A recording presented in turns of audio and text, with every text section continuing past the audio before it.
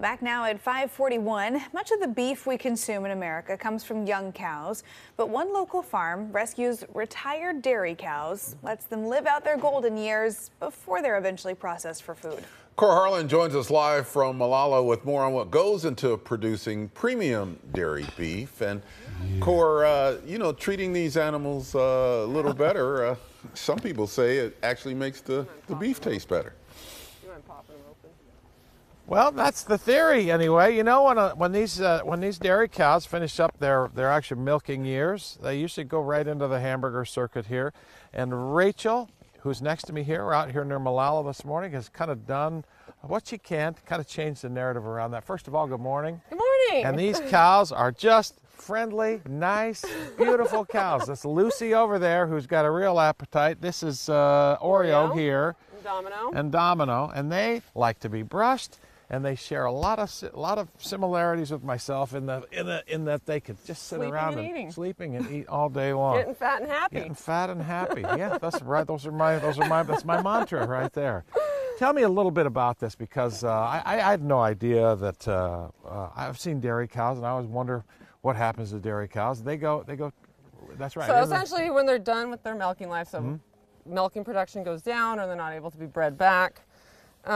Which is required for cows to produce milk. Right. They get sent to auction, and essentially it'll just become commodity ground beef, which isn't a result of them being bad meat. Right. It's just a result of the American market and perception around it. So you take them here on your farm here and let them live out their life, just putting on some weight, eating, hanging out. Yep, and then one day the slaughter truck comes to the farm, so they don't have to get transported. And we sell quarter shares, half shares, whole shares. Of the dairy beef. Of the dairy beef. Okay, now let's talk a little bit about that, because I think everybody's familiar with beef, but dairy beef comes as I've never heard the term before today. Tell me about the meat itself. So the meat itself is a lot richer in flavor with the older cows. It's a lot darker of a meat. It's almost purple. And the fat is really this amazing buttery texture. And it's a lot darker than conventional beef. And so part of that is a result of their diet. Part of it's a result of older cows. And it pretty much just reflects the nutrients. And it's very melty, not gristly. So the whole thing together is just an entirely different flavor experience. And you get the meat out of the animals eventually, but they spend maybe 6 months, 3 to 6 to 9 months after they're done producing milk, living a pretty good life, right? And that's the neat part about this, is that they don't have to really go into the commercial hamburger chain right away. Yeah, and it helps dairy farmers too, because a lot of them don't want to have to send them to auction. They much prefer that they come here, get to live out their life here. People are interested in this and they want to get some dairy beef on their plate. Tell them how we do it. You order it through the farm, right? Yeah, so there's VorfreudeDairyBeef.com. You're going to have to spell that for people, I think, right? Go ahead. It's VORFREUDE. You can get that on our website, too. We'll put that up on our website as well. We're also on Instagram. And you can put deposit for quarter share on there.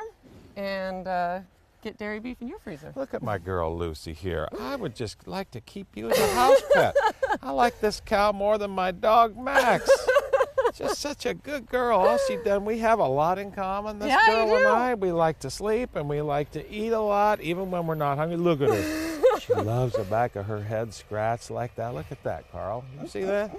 She's loving it. Look at the look on that cow's face. That is a cow that is having a good morning here. Breakfast out here near Molalla. And these guys, they are the pet ambassador cows.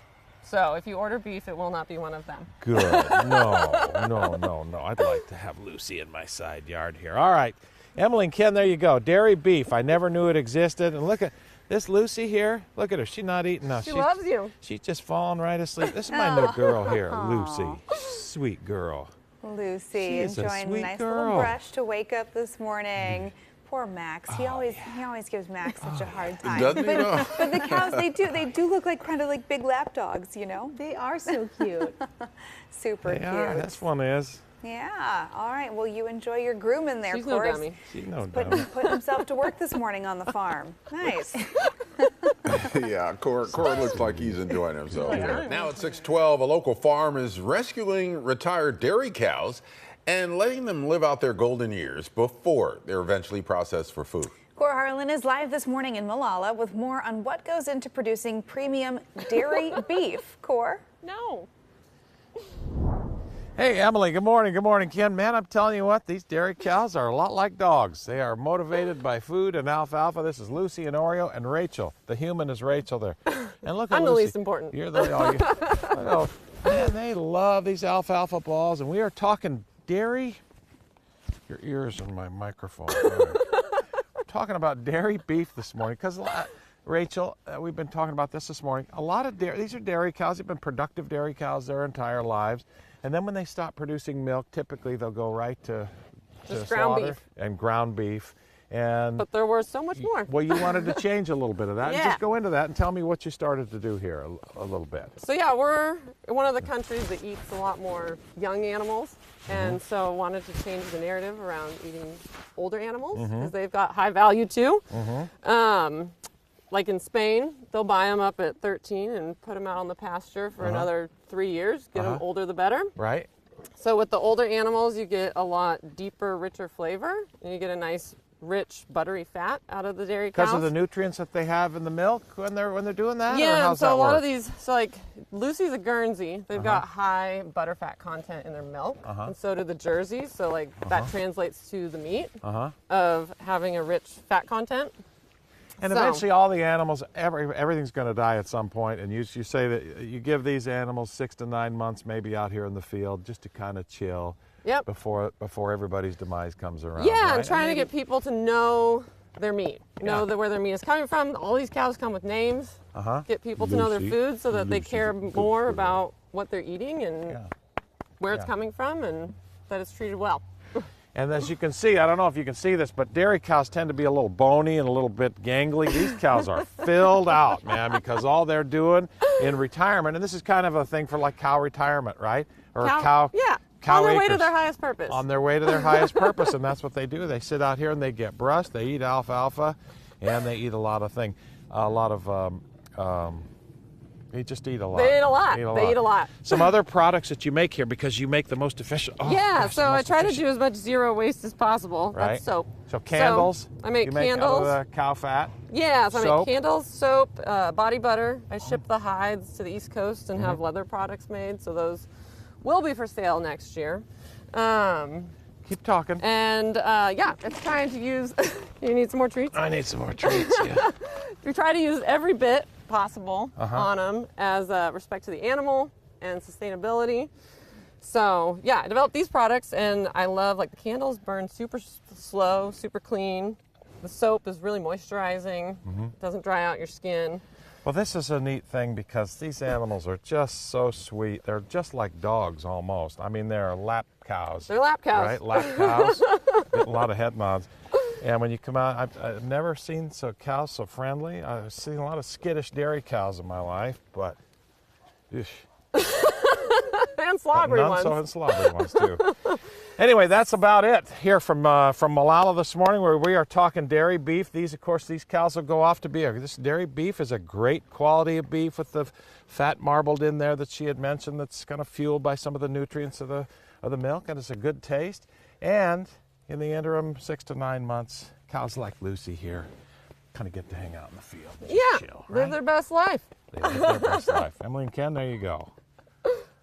All right, and we understand that those 2 cows that are there with you, including Lucy, those are kind of their ambassadors, so they will not be processed. Right. They will. They stay will there. not. That's correct. You're the ambassador cows. These will are the not. pet cows. Yes, these are pets. So if you order beef, They You're not do going to get website, these you 3. won't get these three. These They look three like are pets. cute, They're cute just guys. like fall big in love with dogs. these mercilessly. Yeah, Gosh. absolutely. Well, they act like big dogs. I'll tell you that. 1,300-pound dogs. Yep. I love it. And I'm sure they think they're a lap dog. Yeah. Yeah, Thanks, all right. Kohr. Farm rescuing retired dairy cows, letting them live out their golden years before they're eventually processed for food. Kohr Harlan is live this morning in Molalla with more on what goes into producing premium dairy beef. Kohr? Yeah, we're with 3 of the ambassador cows here. This is Oreo, Lucy, and Domino. I got Rachel to my right here, and This is a thing. I didn't know this. Dairy cows eventually reach a point where they don't produce so much milk, and typically they'd go into the hamburger chain, which is kind of cruel and unusual right out of the gate. But you rescue some of these animals, and then eventually they get processed into pretty neat dairy beef. Yeah. But they get to live out here in the field and live a pretty good retirement for a while before they do that, right? Yeah. So I do quarters, halves, and whole, custom exempt beef shares with them, give them a bit of a life out here. And a big mission of mine has been to connect people with their food and knowing where their meat comes from. I got really interested in sustainable meat years back. And people ask you, you say, "Oh gosh, how could you butcher something that you know its name, Lucy, Domino, and whatever Oreo." Oreo. How can you? I mean, but you say, it's a thing. Everything's going to die, and you use these to their highest purpose. Yeah, right? and I'd rather be in control of the system and make sure it's done right. And so, if people care about what they're eating and know the animal that they're eating, they're going to care a lot more about how it died, how it was cared for, because to me, the way they die is just as important as how they live. We're not talking about you, Lucy, because you're never going to die. You're just such a good girl, and they're just such sweet animals. They are, right? And so it's about taking them into their highest purpose. And so the only reason they end up as ground beef is because Americans have different ideas about what beef looks like and tastes like, and dairy beef is a high quality grade of meat. High quality, right? yeah. And it's eaten in Europe. Australia is really big on it. If this 1,300-pound cow could hop in your lap, it certainly would right here. She loves to get scratched behind the ears. People who want to maybe think about getting a quarter of one of these dairy beef, quickly the website. Yeah, it's vorfreudedairybeef.com, and you can put a deposit for a quarter, or you can go on Instagram and message me. Or you go to our website. Or go to the website. Address will be on there as well here. And it won't be one of these. Just out, yes, these are our babies here. These are our babies here. Emily and Ken, what a great morning here out here with the dairy cows that have stopped being dairy cows and are now fully into retirement, which involves sleeping, eating, roaming the field, laying around, getting up and doing it all over again. Lots of love. Every day, and lots of love. Not a bad retirement. That sounds like a great life. Thanks, Kohr.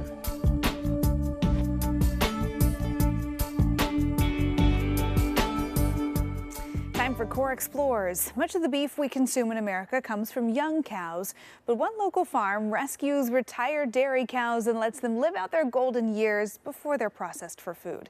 Kohr Harlan joins us live from Molalla with more on what goes into producing premium dairy beef. Kohr?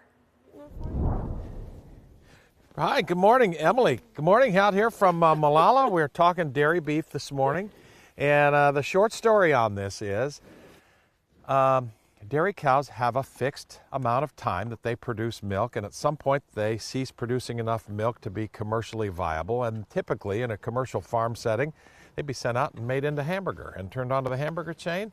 Rachel to my left here has kind of changed that narrative just a little bit by buying up some of these cows and saving them from the hamburger chopping block. I guess that's part of a... And putting them on the prime beef Putting them on the block. prime beef chalking off. So, and again, right, all these animals are going to die eventually, and Rachel kind of says... Bring them to their highest purpose. You bring them to their highest purpose, give them 6 to 9 months or so out here in the field, live a good retired dairy cow life, which involves eating apples, eating alfalfa, laying around a lot, and just having a good life, right? And having a peaceful death. Yep, and a peaceful death. Boy, these guys are like, they are so much like house pets almost. They're just house cows. They like to be brushed and all the rest of that stuff. Pushed over. Let's talk a little bit about that, because the quality of this meat is really something special. We've had a little sample of it, and maybe we got 2 minutes left. Let's bring some of it out here, because this is all meat. Carl, come here and check this out now. Here, we've got hanger steak and bratwurst. Hanger steak and bratwurst. Now look at that. That steak is beautifully undercooked. Don't look at it, you guys. It's probably someone you know. It's probably bad. But I mean, you just keep eating. Would you like a taste? This stuff is delicious. I've already had a piece, and it's good. This bratwurst and skirt steak, right? This is hanger steak. Hanger steak. So when you order a share, it's totally customizable. So you get front and rear cuts. So you don't have to sacrifice anything. You get your prime steaks, which we dry age anywhere from 2 weeks to 45, 60 days, taking them extra flavorful, extra tender. You get roast, you get ribs, you get stew.